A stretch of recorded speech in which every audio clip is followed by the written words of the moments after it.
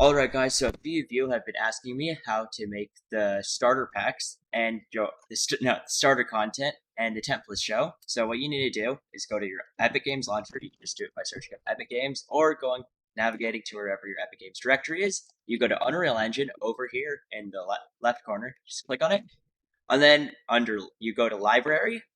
Select your current Unreal Engine version. I'm going to do it with 4.27 because I prefer 4.27, but it works on all versions. You click here, you go to Options, and then over here you can see that we have our starter content, templates and feature packs, engine source, editor symbols for debugging, and our target platforms. If you want to make your starter content appear when you open the Unreal Engine, I'm going to show you what that looks like over here.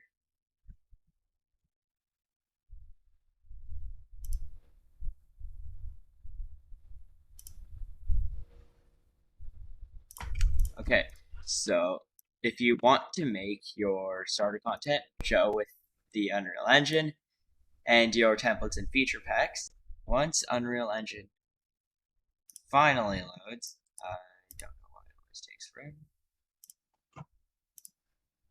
Okay, here we are in our Unreal Engine browser. So your starter content is going to be games next. Starter content. This is this button. This button will not appear if you do not click this. So under options, you need to check this mark.